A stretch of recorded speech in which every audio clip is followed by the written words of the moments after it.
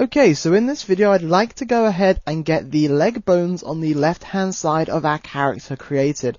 Now if we jump back over to the whiteboard, we can recall that we do have 4 bones for our leg and foot set up. We've got the upper leg bone, the lower leg bone, and then coming down into the foot we're going to have the foot bone and the toes bone. So let's jump over into Houdini and actually create those 4 bones. So inside of Houdini, I'm going to push space 4 to jump over into a side view. I'm going to hide out our goblin, and let's just bring in our skeleton to work with for now, since that's going to give us more of an idea of the placement for our joint locations.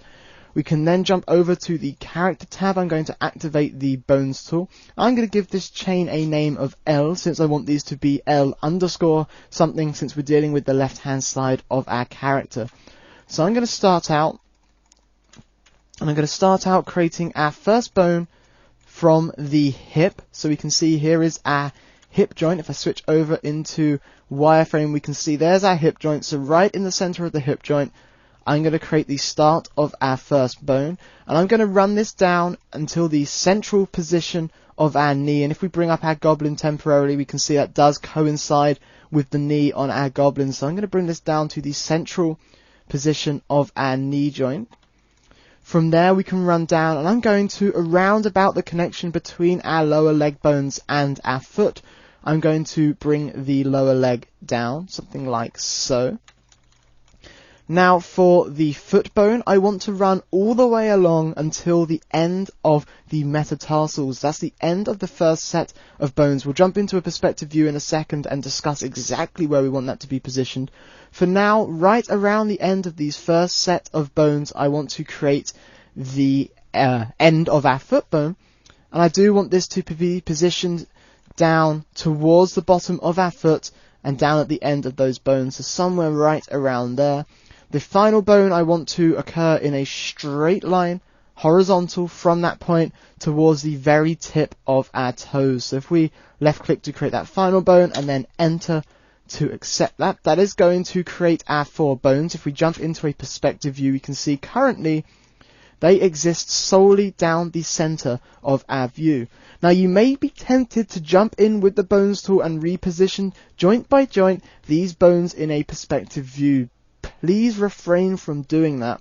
We want to set these bones up using IK. For those of you that followed along with Technical Rigging 3, or for those of you that are very comfortable with the concepts of IK, you know that these IK bones need to exist on a single plane.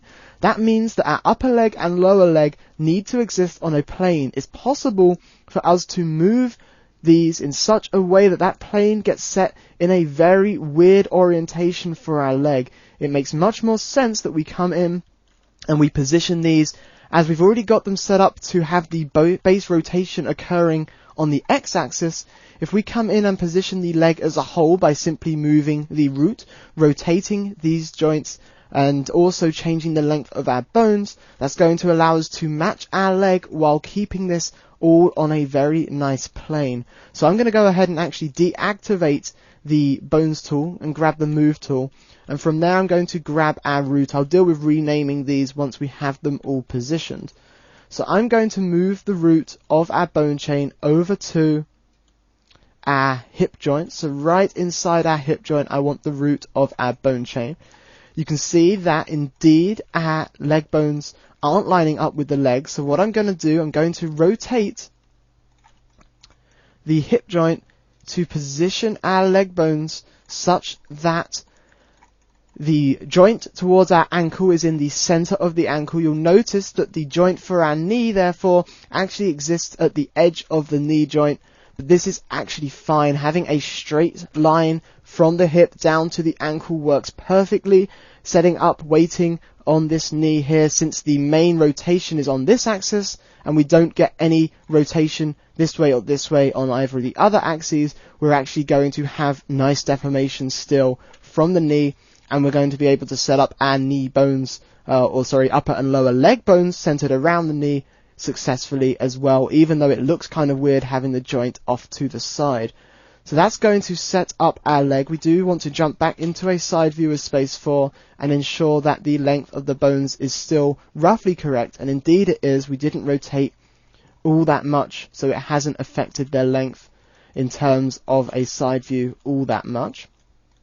You can also see that our foot bones are indeed now aligned nicely. If we were to jump into a front view of space 3 and take a look at our foot bones, you can see that they're slightly off axis. We could grab our upper foot bone, so our foot bone, and just rotate this to align slightly more with a vertical axis, and then clean our transforms.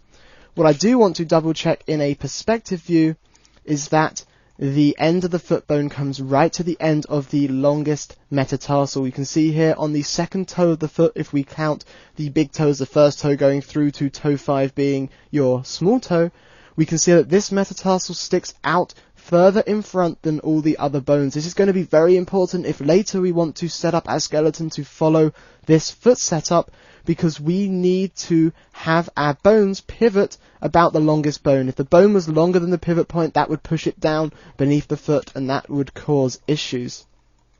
But with that, that looks like our bones are set up perfectly for what we're going to need them for. So now I'm going to come in and clean up the nodes in our network. So let's start renaming these. I'm going to start off by naming our L underscore bone 4 to L underscore, and let's call this L underscore toes. Now if I push tab, that's going to jump me up to that bone's parent. I can now name the next bone L underscore foot. Tab again will jump me up to the next bone. I can name that to L underscore lower leg. Tab again will jump me up to the upper leg bone, so I can name that L underscore upper leg. And finally, tab will jump me up to the root of that bone chain. I can name that L underscore hip. Our bones, I want to have an orangey yellow node color, following along with conventions that we set up back in the technical rigging series. I also want to disable selectability of those bones. I'm also going to go ahead and turn off selectability and visibility of our hip. So with that, we've got our leg bones in place, and then over the next set of videos we can get these leg bones set up with the rig that we defined in the previous overview video. Thanks a lot.